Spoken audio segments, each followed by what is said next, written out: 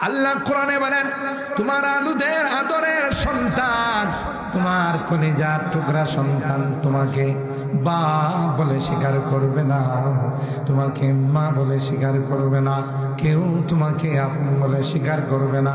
ওই যে কিশোরগঞ্জের থেকে, শ্যামপুর থেকে, বাকার থেকে, আরো দূর দরাজ থেকে মোরাদিয়া মাদ্রাসায় যেই ছেলেটা তোমার ঘরে খাইয়া তোমার ঘরে লজিং থেকে কোরআন শিখছে, কোরআনের হাফেজ হয়েছে, আল্লাহর কসম, আল্লাহ পাক যখন তাকে বলবে, এ হাফেজ যা যা, তোর জন্য আমি 6666 তলার টাওয়ার বানাইলাম, তুই ওখানে যা, ওখানে গিয়ে তুই আরামে বিচরণ কর। সুজা বলবে না না, এই মুরাদিয়া মাদ্রাসায় পড়েছি, এখানকার পাড়ার মানুষগুলো আমাদের আদর করছে, আমাদেরকে খাওয়াইছে, আমাদেরকে যত্ন করছে। এদের তো বাম কাতারে দেখা যায়, এদেরকে বাম লাইনে দেখা যায়, তাদের গুনার কারণে এরা বাম কাতারে বসে আছে, বাম কাতারে দাঁড়িয়ে আছে। আল্লাহ, আমার এই জায়গাদার ছাড়া, আমার এই লজিং মাস্টার ছাড়া তোমার জান্নাতে যাব না। আপনি চিন্তা করছেন বলাই কি কর, তুমি যে বাপ CS RS কতিয়ান আছি আর হাফেজে কোরআন কয় আল্লাহ এর ছাড়া আমি জান্নাতে যাব না। এবারে আমার খানার টাইমে, দুপুরের টাইমে, সকালের টাইমে, রাত্রের টাইমে আমাদেরকে এইভাবে সুন্দর করে খাওয়াইছে। এই পোলাম্যানগুলো কেডা বহুত কাপড় এরা আমাদেরকে আদর করে যত্ন করে 2 লোকমা খাওয়াইছে। মুন্সি বেড়া আইছে, খানা দাও, সব কাম কাজ ফালায়া লজিং বিডিরা খানা দিছে, ঠিক না? বলে এবার টাইম না, এবার মাদ্রাসা যায় পড়তে। আরে এটা কি ফোটাইতেছে, এটা দেখেন না বাচ্চা কাছে। আল্লাহ আল্লাহ, কোরআনের মাহফিলে শয়তান তো অবসর থাকতে পারে না। ছোট ছোট বাচ্চাদের উপরে যায় ভর করছে, বলে বুড়া মানুষ তো কিছু করবে না, যেভাবে আয় শুনতেছে বয়া রয়েছে, পুরো আয় ফোলামাইনগুলোর উপরে যায় ভর করছে। আল্লাহ আমাদের হেদায়েত নসিব করে। মুন্সি বেড়ারে একটা খাবার দিবার লাইয়া কাম কাজ ফলাইয়া দিস, লস না, এটাই কামে লাগবে। সুবহানাল্লাহ। কম এই 2 লোকমা খাবার, আল্লাহ নবী বলেন তো আমল ওয়াহিদ ইয়াকফিল ইসনাইন, তো আমল ইসনাইন ইয়াকফি সালাস। একজনের খানার সাথে 2 জনে খানা খাইতে পারে, 2 জনের খানার সাথে 3 জনের খানা খাইতে পারে। আর ছোট ছোট বাচ্চারা খায় কি কবুতরের বাচ্চার মতো 2-3টা খায়, ঠিক না? এর দ্বারা আপনি কত বড় ব্যবসা আল্লাহর সাথে করতেছেন, ভাষায় প্রকাশ করা। এই জন্য আল্লাহর হাবিব বলেন, কুন আলিমান, তুমি আলেম হও, না হয় আলেমের ছাত্র হও। সেটাও যদি সম্ভব না হয়, বয়স নাই, তাদের সাহায্য করো, সহযোগিতা করো। তাও যদি সম্ভব না হয়, তাদেরকে ভালোবাসো, মহব্বত করো, লস নাই।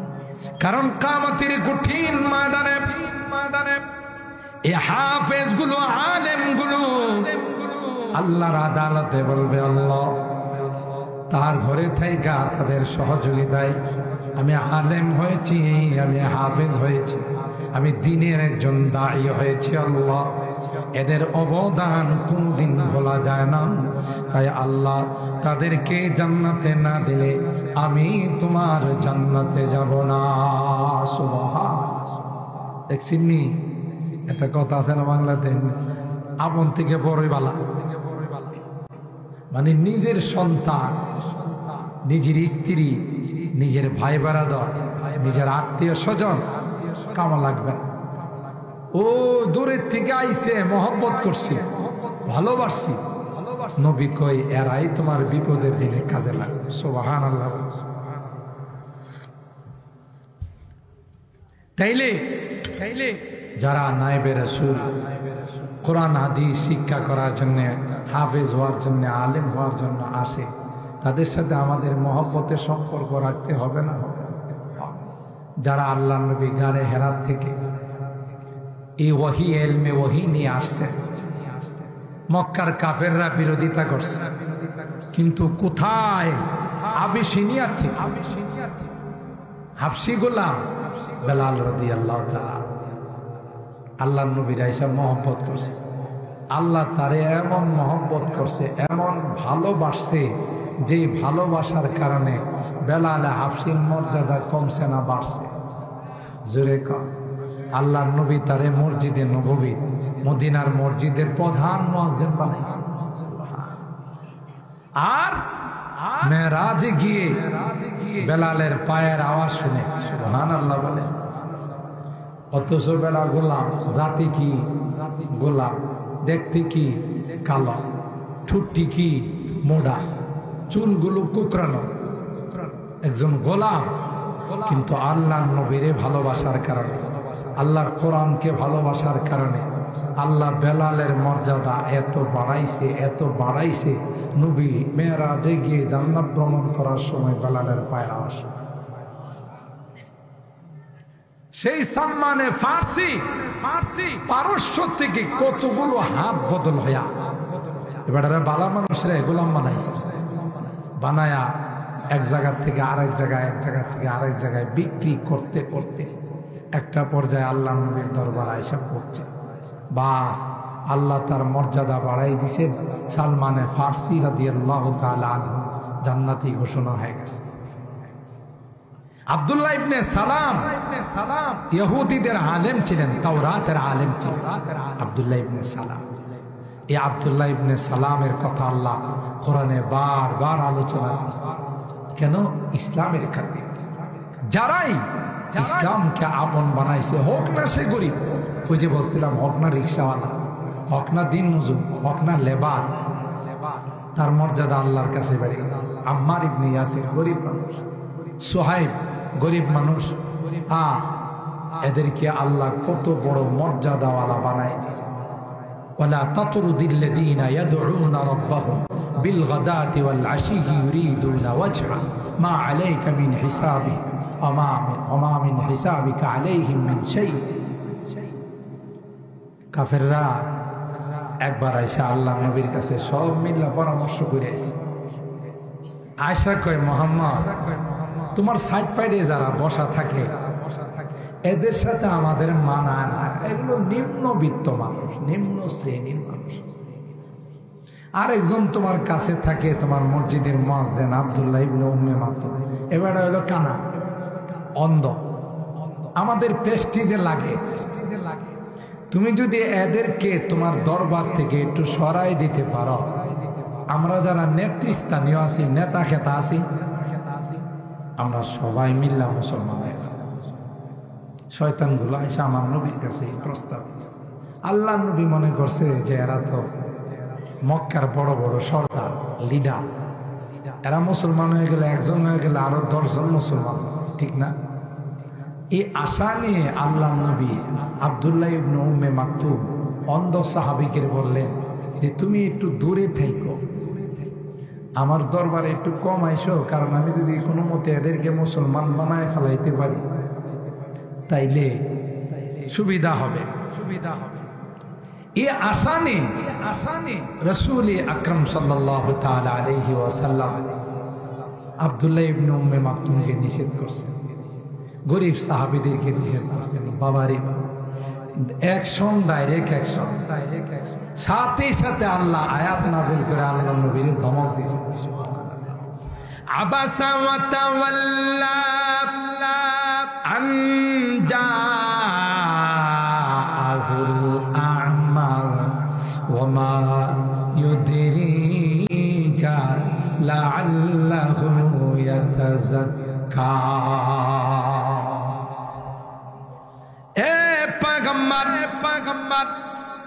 আব্দুল্লাহ ইবনে উম্মে মাকতুম যখন আপনার দরবারে বসে, আপনি কেন চেহারাটা পিলা করেন?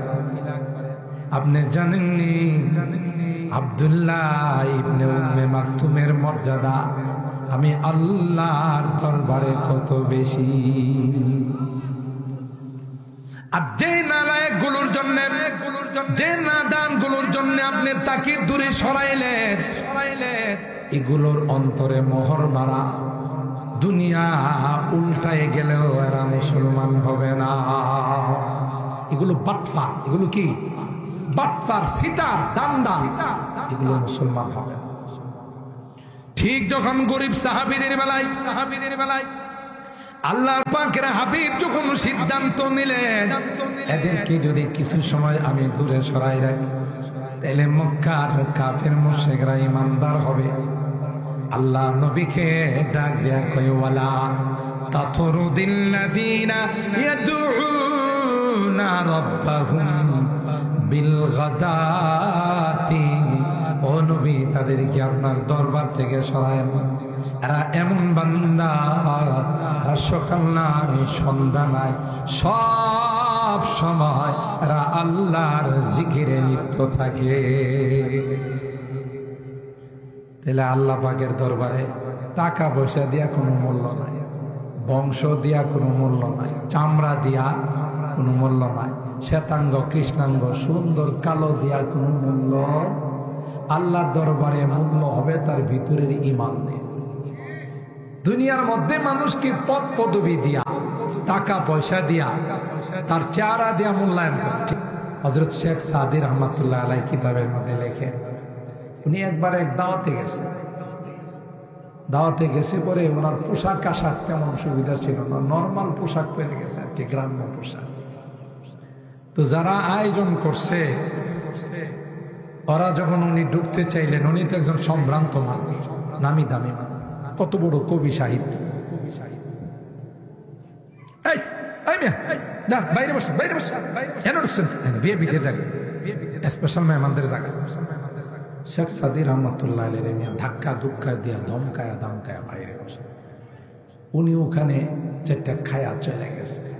পরের বার আবার এই অনুষ্ঠানে ওনার দাওয়া, বড় বড় ভিআইপি যারা আছে, বড় বড় নেতা খেতা, এবার উনি শেরওয়ানি লাগায় আবার কাবা লাগায় আসছে পরে একবারে সবার উপরের চেয়ারটা নিয়ে ওনারে দিছে। এখন আর উনি বাইরে না, সবাই সম্মান দিয়ে আহলান সাহলান আগতম স্বাগতম সব দিয়া একেবারে নিয়ে আসল চেয়ারে বসে আছে। খানার যখন সময় হয়েছে উনি করছে কি, যত খানা দিতেছে সব পকেটে ঢুকাইতেছে, নিজে একটা লোকমাও খায়। এখন যারা খাওয়াইতেছে এরা আয় এই কি কোন অভদ্রের ভিতরে ঢুকাইলাম, খানা ভিতরে খাইবেন আপনি, পকেটে এই খানার উপযুক্ত আমার পোশাক আমি না। বুঝেননি কথাটা? কারণ আমি তো শেখ সাদী আগের বার আসছিলাম, পোশাকটা ছিল না, এর লাগে কোনাতে নিয়ে বয়সে আমার তরকারি দিতে গেলে আড্ডি দিছে, কথা কয় চারটা ভাত দিলে মনে সেটা দিছে, না হলে দিছে না। আর ওই শেখ সাদী এখন আসছি, শুধু পরিবর্তনটা হলো শেখ সাদীর না, পরিবর্তন হলো শেখ সাদীর পোশাকের। সুতরাং এই খানা শেখ সাদীর না, এই খানা হলো পোশাকের। এই জন্য দুই পকেটে পোশাক রেখে দিয়েছি, তোর লাগে এত সুন্দর খানা আমারও তো দেয়। কথা বলেন ঠিক কিনা? তাইলে বড় মানুষের সাথে সম্পর্ক রাখলে ছোট মানুষের দাম বাড়ে না কমে। ওই যে বললাম চেয়ারম্যানের কেরানি, এমপি সাহেবের পিএস, মন্ত্রী সাহেবের এপিএস, ঠিক না? ওই বেটার সাথে কথা কইতে গেলেও শিডিউল নিয়ে যাওয়া লাগে। এর কয় পয়সার দাম আছে, তার মানে হলো ওই যে যার কাছে থাকে তার দাম কম না বেশি? আপনারা যদি কথা কোনটুন না, তার দাম কম না বেশি? বেশি। এই জন্য তার কারণে তার দাম বাড়ছে। সুবহানাল্লাহ কম, সুবহানাল্লাহ কম।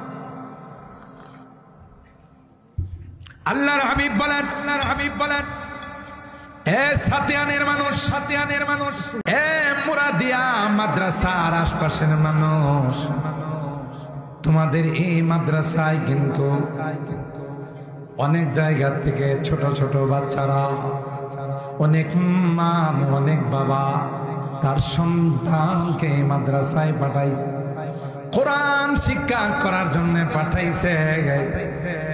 তাই এরা কিন্তু সাধারণ কারো মেহমান নয়, এরা কিন্তু নবীর মেহমান। নবীর দাম কম না বেশি? জোরে কম। আমি ওই তো আপনাদের একবার বলছিলাম, আমি যখন দেওবন্দে পড়ি শেষ বছর, দাওরা হাদিসের বছর, আমাদের যিনি শেখুল হাদিস হযরত মাদানী রহমতুল্লাহ আলাইহি আজাল্লে খলিফা, যিনি বুখারী আউয়াল পড়াইতেন। আপনারা একটু সামনে আয় পড়েন, তাহলে ওই পিছনের প্যান্ডেলটা শেষ হয়ে গেছে, একটু আসেন সামনে, একটু কষ্ট করে আয় পড়েন। যারা পিছনে আসে এরা যেন কষ্ট করে আসেন, একটু সামনের দিকে আসেন। যারা পিছনে আসতেছে এরা যেন বসার জায়গা হবে। বাচ্চারা বসে যাও। মাশাআল্লাহ, অনেক ওলামায়ে কেরাম বসা আছেন। আমাদের সামনে বয়ান করবেন ইনশাআল্লাহ। বসে কেউ আবার বসার কথা যায় না, বলে সুযোগ পাইছে, এই সুযোগটার কাজে লাগাই। বসেন। মাশাআল্লাহ। তো আমি আমাদের দেখেন কত বড় মাপে দেওবন্দ মাদ্রাসার সদরুল মুদাররিসিন, মানে হেড মাস্টার, সবার উপরে যার মর্যাদা। তো তিনি হযরত হুসাইন আহমদ মাদানীর খলিফা, আবার ওনার শাগরেদ, আমরা ওনার ছাত্র। ওনার কাছে আসরের পরে গেলাম আমরা কিছু ছাত্র, কিছু ওয়াজ নসিহত শোনার জন্য। তো যাওয়ার পরে এই বাচ্চারা বসো, না হলে বসো বসো। ওনার কিছু, আমরা কিছু ছাত্র ওনার কাছে গেছি কিছু নসিহত শোনার জন্য। ওনার বাসায় গেছি, মাদ্রাসার পাশে বাসা। খুব ভালো করে শুনে, গল্প না বোঝার জন্য। যাওয়ার পরে হযরত আমাদেরকে বললেন, তুমি बैठ যাও, তোমরা এখানে বসো, ভাই আমি আসতেছি। আমাদের ধারণা হলো হুজুরের মনে ইস্তেঞ্জার দরকার হয়েছে, ওয়াশরুমে যাবে, এই জন্য আমাদেরকে বসাই দিয়া একটু ভিতরে গেছে। ইয়া আল্লাহ, দেখি একটু পরে নিজের হাতে করে ট্রে আছে না, ট্রের মধ্যে চার কিটলি, এরপরে হইলো বিস্কুট, চানাচুর, এগুলো নিয়ে ভিতরের রুমের থেকে আমাদের রুমে আসতেছে। আমরা তো লজ্জায় শরমে পারি না, কুসু গাছের সাথে ফাঁসি দিয়ে, ঠিক না? হায় হায়, উনি এত বড় মাপের উস্তাদ, আমার বুখারীর উস্তাদ, হুসাইন আহমদ মাদানীর ছাত্র, খলিফা, দেওবন্দের মতো গোটা বিশ্বের সবচেয়ে বড় মাদ্রাসার হেডমাস্টার, বড় উস্তাদ, সদরুল মুদাররিসিন। আমরা লজ্জায় জবুতুবু হয়ে আমি বললাম, হজরত आप तकलीफ उठा रहे हैं, क्यों ये तकलीफ उठा रहे हैं? हम तो आपसे कुछ नसीहत सुनने के लिए आए हैं। হুজুর, আপনি এটা কি করলেন?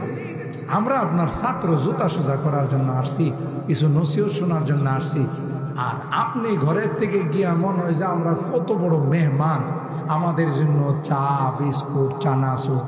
ইয়া আল্লাহ, হুজুর এটা কি করলেন? দেখেন দেখেন কি জবাব দেয়। তখন উনি বলতেছে, ভাই তুম তো রাসূল কে মেহমান।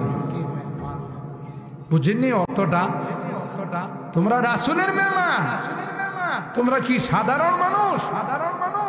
আর রাসূল বলছি, তোমার কাছে যদি আমার মেহমান আসে, এদের সম্মান করো, ইজ্জত করো, তাইলে আমি তোমারে নিয়ে একসাথে 2 আঙ্গুলে ধরে জান্নাতে যাব।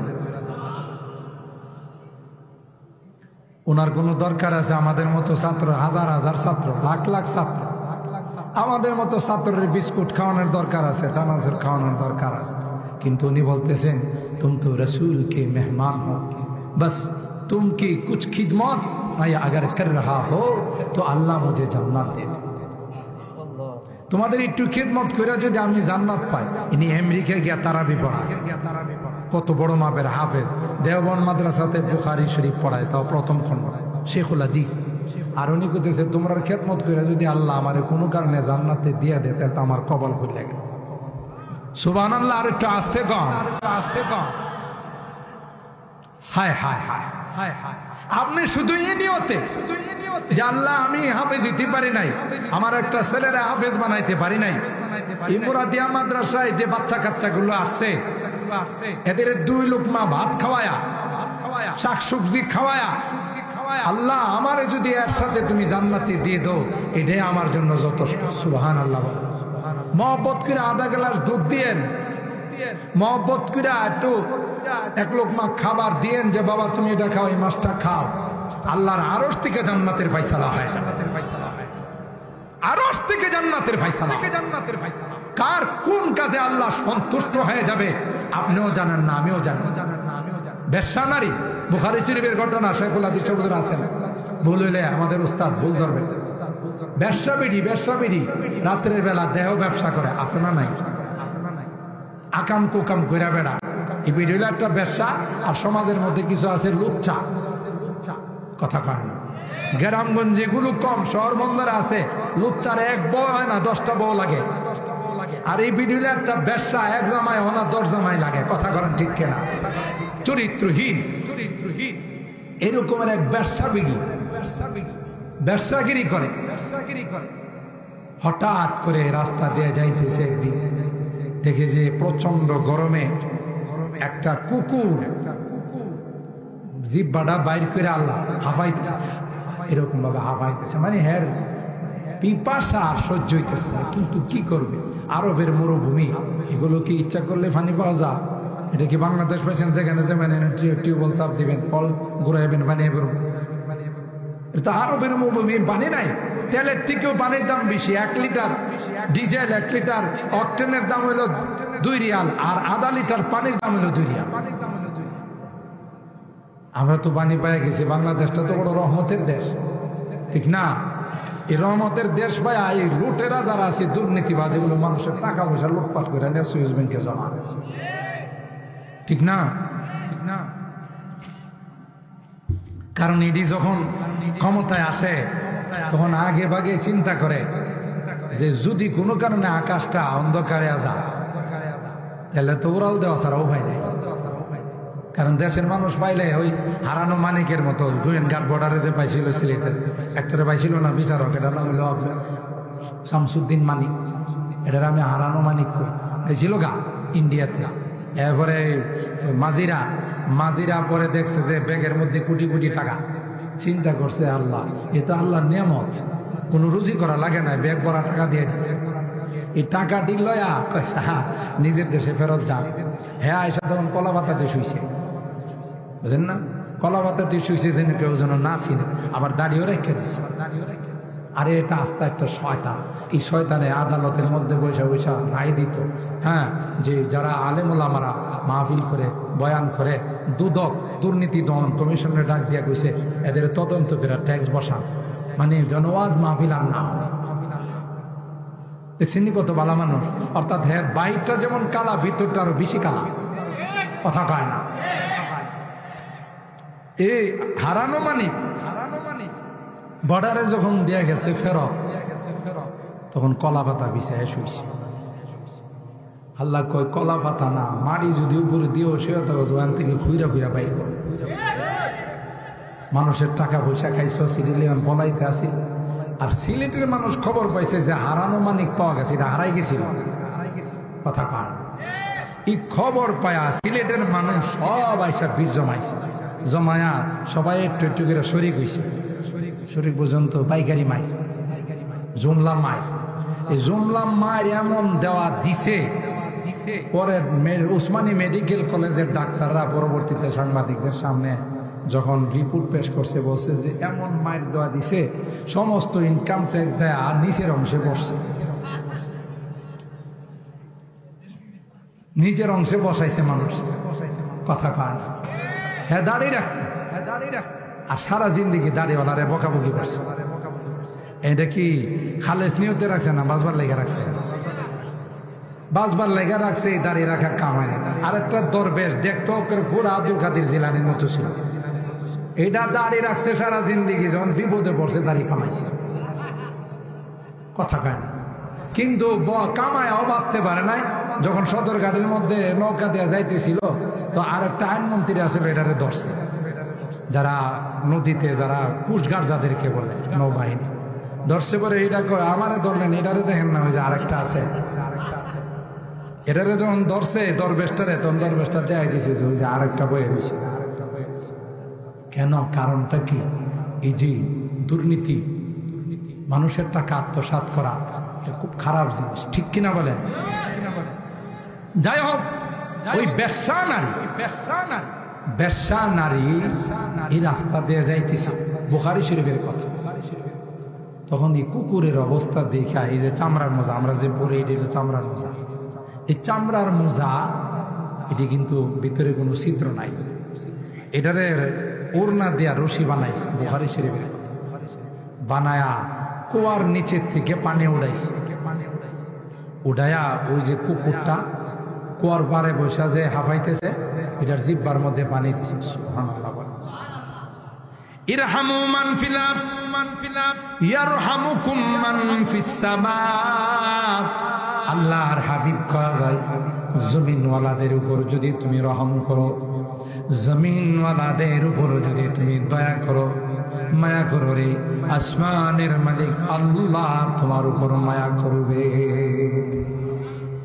একি চশমে জাদান গাফিল আযা শাহে নবাসী, একি চশমে জাদান গাফিল আযা শাহে নবাসী, শায়দ কে ও নগাহ কুনা দাগাহে নবাসী। কবি ডাক দেয়া কয় একটা সময় মালিকের রহমতের দৃষ্টি যদি তোমার উপর পড়ে যায়, ওই দৃষ্টি রহমতের দৃষ্টিটাই তোমার জান্নাতের কারণ হয়ে যাবে। ওই বেশ্যা নারীর উপর আল্লাহর রহমতের দৃষ্টি পড়ে গেল, আল্লাহ ডাক দেখো এ বেশ্যা নারী, আমি আল্লাহ তোর জীবনে সকল গুনাহগুলো মাফ করে দিলাম। একটা কুকুরের উপরে রহম করার কারণে এবিডির গুনাহ মাফ করে আল্লাহ জান্নাতে। আর আশরাফুল মাখলুকাত সৃষ্টির সেরা, কোরআনের সাথে মহব্বত রাখে, রাত দিন 24 ঘন্টা কোরআন পড়ে, তাদের সাথে যদি আমরা মহব্বত রাখি আল্লাহকে উদা জান্নাত দিব। জান্নাতের উপরে কিছু থাকলে হিডা দিব। সুবহানাল্লাহ। আল্লাহ খুশি হয়ে যাবে, খুশি হয়ে যাবে যে না তোমরা এই জায়গাটা আবাদ করছো। একসময় কবরস্থান ছিল, হ্যাঁ মুরব্বীরা শুয়ে ছিল, এখন এখানে বাচ্চারা বসে বসে 24 ঘন্টা কোরআন শরীফ তিলাওয়াত করে। এই যে মুরব্বীরা এই কবরস্থানে শুয়ে আছে, সাতিয়ানের যত মুরব্বীরা শুয়ে আছে, এরা যে কত খুশি জানেন।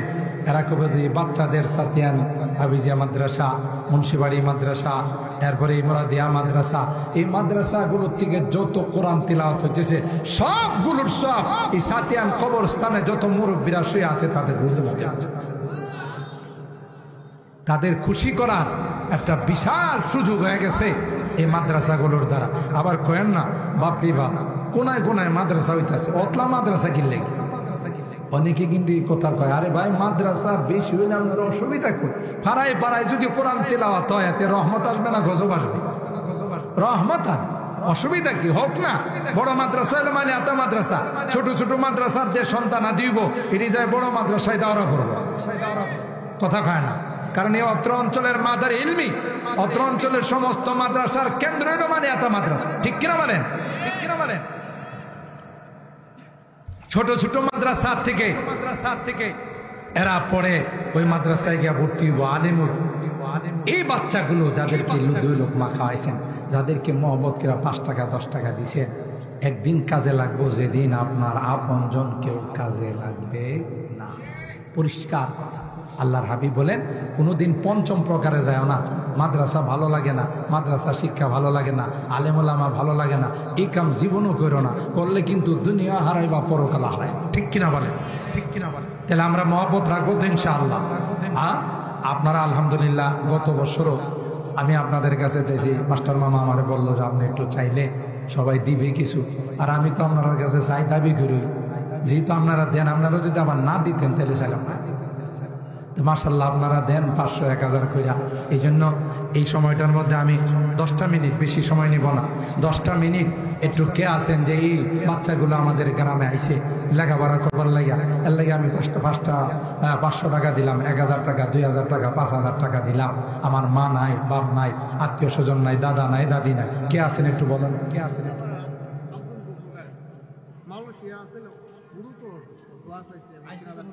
কত?